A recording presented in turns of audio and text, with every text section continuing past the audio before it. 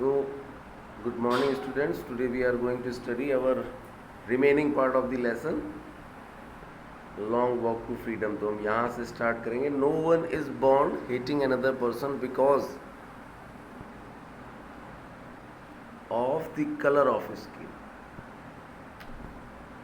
तो इसका मतलब ये है कि कोई भी व्यक्ति जो पैदा होता है वो इस वजह पैदा होते ही वो किसी से इस वजह से भेदभाव नहीं करना शुरू कर देता है कि उसके कलर का स्किन का क्या कलर है, काला है, गोरा है, और इस बैकग्राउंड ना इस वजह से भेदभाव करता है कि उसकी पृष्ठभूमि क्या है. पृष्ठभूमि का मतलब होता है कि वो गरीब है या अमीर है, और हिज रिलीजियन, या इस वजह से उससे भेदभाव नहीं करने लगता है कि वो किस धर्म को मानने वाला है. People must learn to hate, and if they can learn to hate, actually उनको नफ़रत करना सिखाया जाता है. जब बच्चा छोटा होता है तो उसे किसी को नफ़रत करना नहीं आता, वो सबसे सही से बात करता है. बट हमारे पेरेंट्स होते हैं वो हमें बताते हैं कि इससे ना बोलो ये इस जात का है, इससे ना बोलो ये इस धर्म का है, और वो सीख जाता है. तो अगर उनको नफ़रत सिखाई जा सकती है, that they can be taught to love also. For love comes more naturally to human heart than its opposite. क्योंकि मानव स्वभाव में क्या होता है, प्यार जल्दी पनपता है बजाय नफ़रत के. Even in the grimmest times. Grimmest का मतलब होता है वो समय जब सब कुछ चीज़ें इनके विपरीत थी, यानी कि काले लोगों से भेदभाव किया जाता था. My comrades and I were pushed to our limits. जब मेरे सिपह सालार, जो कॉमरेड्स होते हैं वो लोग होते हैं जो किसी आइडियोलॉजी का पीछा करते हुए अपना सब कुछ बलिदान कर दें, तो वो कहलाते हैं कॉमरेड्स. और उनका लीडर था मैं. तो उस समय जब हम लोगों को पुश टू ओवर लिमिट्स, यानी कि हमारे दर्द सहने की अंतिम क्षमता तक हमको टेस्ट किया जाता था, परेशान किया जाता था. देखिए, शारीरिक दर्द ही नहीं होता, मानसिक दर्द भी होता है. तो ये सारे दर्द जब हमें दिए जाते थे, I would see a glimmer of humanity in one of two guards, perhaps just for a second. जब मैं कैद में था तो मुझे अपने एक गार्ड में जो मेरी रखवाली किया करता था, ग्लिमर मीन्स होता है झलक, ह्यूमैनिटी मीन्स मानवता की एक झलक दिखी थी. भले ही वो एक सेकेंड के लिए थी, but it was enough to reassure me. Reassure me होता है कि अपने काम को बड़े आसानी से करते जाना. रीअश्योर का यहाँ सेंस यहाँ पे ये निकल रहा है कि जब मैंने उस गार्ड के अंदर मानवता की झलक देखी, मेरे अंदर ये चीज़ पैदा हुई है. मुझे ये समझ में आ गया कि जो मैं कर रहा हूँ एकदम सही कर रहा हूँ, मुझे करते रहना चाहिए. Man's goodness is a flame that can be hidden but never extinguished. Extinguished का मतलब होता है ख़त्म कर देना. तो मानव का स्वभाव में जो अच्छाई का जो लॉ होती है वो हमेशा जलती रहती है. उसे छिपाया जा सकता है बट ख़त्म नहीं किया जा सकता. अब आते हैं क्वेश्चन से. देखिए, पहला क्वेश्चन आपका है, What do the military journals do? How was their attitude change and why? Military journal उस समय क्या कर सकते थे? उस समय वो नेल्सन मंडेला को गिरफ्तार कर सकते थे. They can arrest Nelson Mandela. They were pushed Nelson Mandela and their comrades to the ability to bear their pains. And how is their changed and why? उनका जो एटीट्यूड था वो क्यों चेंज हो गया था और कैसे चेंज हो गया था? तो क्यों हो गया था, इसका मतलब तो ये है कि वो नेल्सन मंडेला चुन लिए गए थे राष्ट्रपति. तो वो होना ही था. अब चूँकि वो लोकतंत्र के वहाँ पर प्रवर्तक थे, इस वजह से जो एटीट्यूड था वो बदल गया था. Second question, why were two national anthem sung? दो नेशनल एंथम क्यों गाया गया? एक उन लोगों का था जो दबे कुचले थे, और एक जो पहले से गाया जाता रहा था, तो इस वजह से दो नेशनल एंथम गाए गए थे. How does Mandela describe the system of government in his country in the first decade and in the final decade of the 20th century? ये आप जब किताब पढ़ोगे तब आपको आएगा. पहले दिया गया है, What does courage mean to Mandela? Mandela का मतलब क्या होता है करेज से? करेज का मतलब मंडेला के हिसाब से ये था कि अगर कोई डरता नहीं है तो इसका मतलब ये नहीं है कि वो बहादुर है. अपने डर के ऊपर जीत पा के किसी चीज़ को, काम को करना ही करेज होता है. जैसे किसी को ऊंचाई से डर लगता है, लेकिन वो बैठ जाए छत पे, झूले पे या हवाई जहाज़ में, और बैठे बैठे तो 4 बार बैठेगा तो उसका डर निकल जाएगा, या तो वो मर ही जाएगा, और जब मर जाएगा तो डर ही नहीं लगेगा फिर, और नहीं मरेगा तो उसका डर अपने आप निकल जाएगा। तो ये होता है। लास्ट क्वेश्चन है, which does he think is natural, to love और टू हेट। तो उनके हिसाब से अभी अभी पढ़ाया गया था कि मैन की जो गुडनेस होती है एक्सटिंग्विश्ड नहीं की जा सकती, यानी कि लव उनके हिसाब से ज़्यादा नेचुरल है। अब आगे पढ़ते हैं। In life every man has two obligation. Obliged आप लिखते होगे जब एप्लीकेशन लिखते होगे कि I am very much obliged. Obliged means होता है आभारी होना, और ऑब्लिगेशन मीन्स होता है किसी का भार उठाना।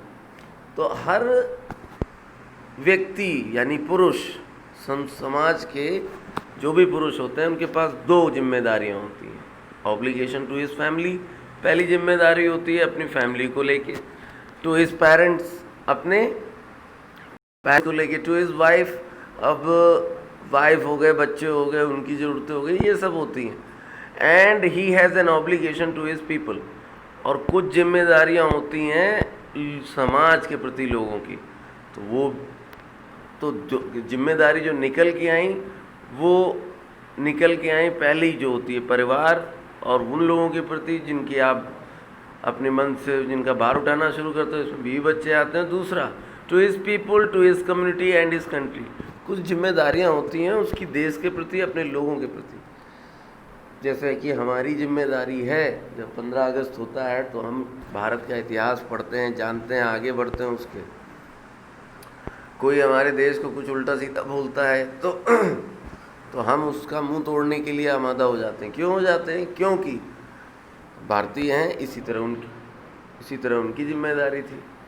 इन a civil and human society each man is able to fulfil those obligation according to his own inclinations and abilities. एक जो सिविलाइज्ड सोसाइटी होती है, सिविल मतलब कि जो सामाजिक हो गया, ह्यूमन MAN लिखा है, मानवतावादी सोसाइटी यानी जो समाज होता है, each man is able to fulfil those obligations according to his own inclinations and abilities. अब यहाँ पर ये देखिए, each man is able to fulfil those obligation. अच्छे सभ्य समाज में रहने वाले हर व्यक्ति को ये जिम्मेदारियाँ पूरे करने का अच्छे से अच्छा मौका दिया जाता है।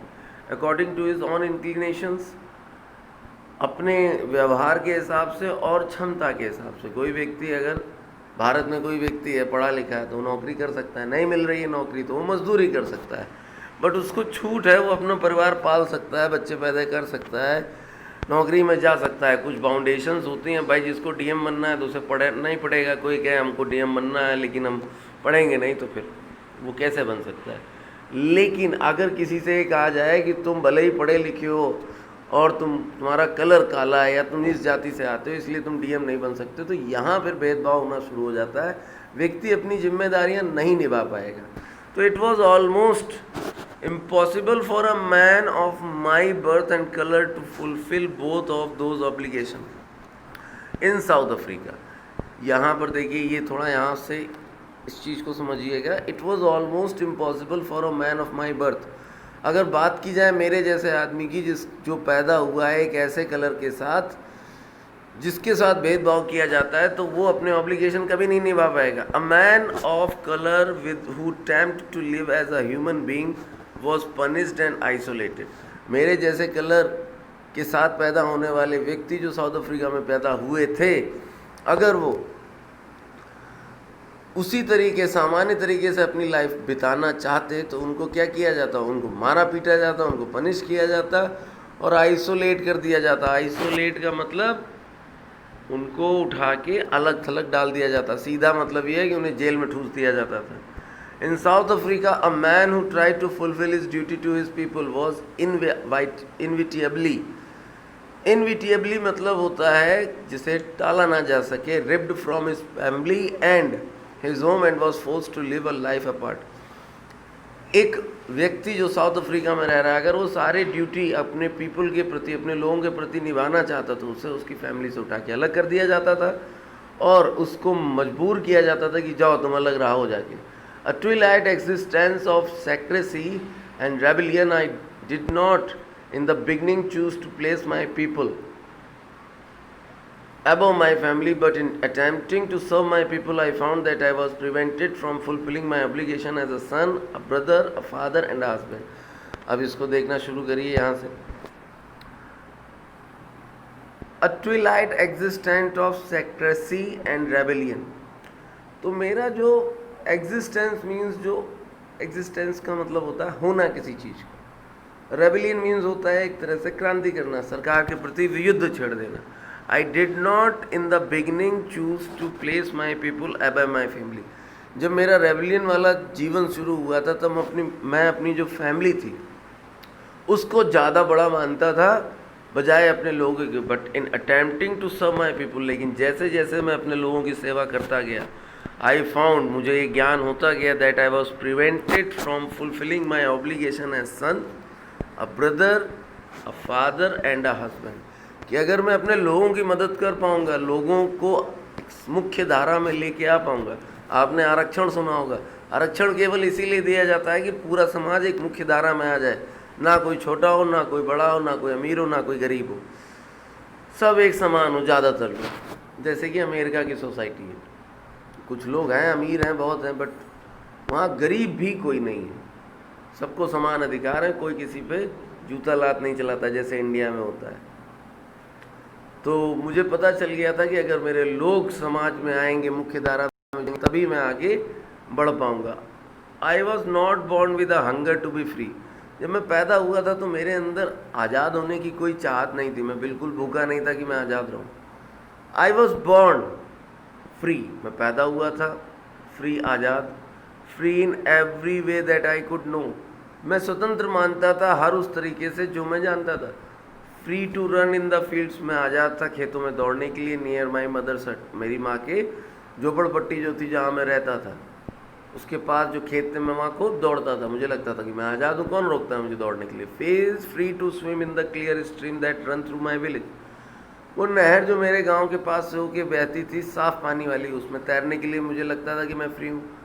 Free to roast mealies under the stars and rides the broad backs of showing bulls, slow moving bulls.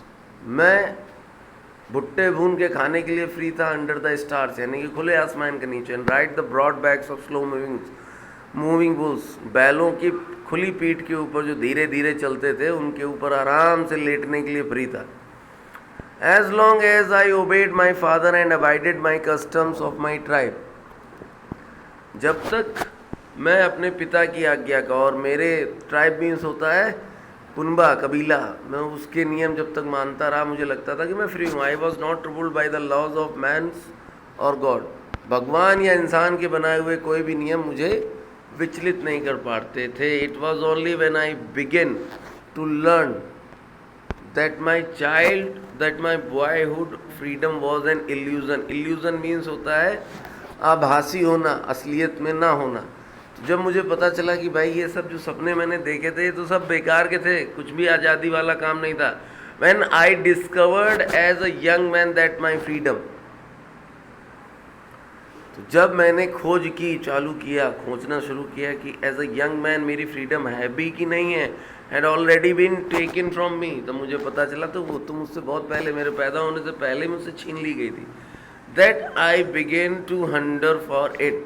दरवाज़ा अंदर से बंद हो तो खोलने का मन नहीं करेगा आपका जल्दी, लेकिन बाहर से बंद हो तो आपको अंदर घुटन होने लगेगी. ठीक है, ऐसे ही जब तक उसे नहीं पता, उनको नहीं पता था कि वो परतंत्र हैं, आज़ाद नहीं है, तब तक उनके अंदर भूख भी नहीं दी जाती है. जिस दिन उन्हें पता चला कि हम तो आज़ाद नहीं है, तुरंत उनके मन में आज़ादी का आंदोलन उमड़ने घुमड़ने लगा. At first as a student I wanted freedom only for myself. तो जब मैं स्टूडेंट था, मुझे मेरी आज़ादी चाहिए थी, दुनिया की आज़ादी नहीं चाहिए थी. The transitory freedoms of being able to stay out at night. मैं चाहता था कि जैसे गोरे लोग बाहर घूमते हैं मैं भी रात में बाहर घूमूं. रीड वॉट आई प्लीज्ड, हर वो चीज़ पढ़ सकूं जो गोरे लोग पढ़ते थे, जहाँ चाहूँ वहाँ जा सकूँ, जो चुनना चाहूँ पढ़ने के लिए वो चुन सकूँ. Later as a young man in Johannesburg I earn for the basic and honorable freedom of achieving my potential, of learning, of earning my keep, of marrying and having a family. जब मैं जवान हुआ तो मुझे लगा जो मेरी आज़ादी की परिभाषा उस समय जो थी वो ये थी कि मैं basic and honourable freedom achieve कर सकूं, यानी कि पैसे कमा सकूं, फॉर अर्निंग माई कीप, जो भी मैं पैदा करूं, यानी कि जो भी पैसे पैदा करूं मैं अपने पास रख सकूं, ऑफ मैरिंग, शादी कर सकूं, एंड हैविंग अ फैमिली, और एक परिवार बना सकूं. The freedom not to be obstruct in a lawful life. ये फ्रीडम एक लॉफुल लाइफ में नहीं जानी चाहिए. But then I slowly saw that not only was I not free, क्योंकि ये सारे काम एक ब्लैक व्यक्ति साउथ अफ्रीका में नहीं कर सकता था, तो मैंने भी नहीं कर पाया. लेकिन धीरे धीरे जब मैं और बड़ा हुआ और मेरे अंदर समझ आई, मेरी उम्र और बढ़ गया, मैंने देखा कि ना तो मैं आज़ाद था, but my brother and sisters were not free. ना ही मेरे जैसा कोई इंसान, यानी कि ना ही आदमी ना ही औरत आज़ाद थे.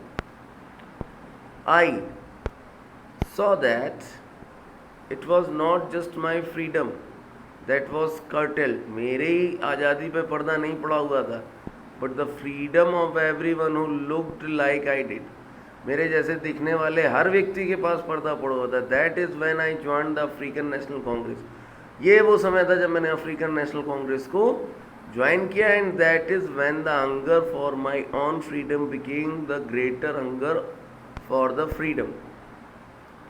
जो मेरी भूख थी अब वो बड़े भूख में बदल गई कि अब मुझे आज़ादी चाहिए, तो पूरे देश की आज़ादी चाहिए. आज का हम यही चैप्टर क्लोज करते हैं. कल हम रिमेनिंग पार्ट पढ़ डालेंगे.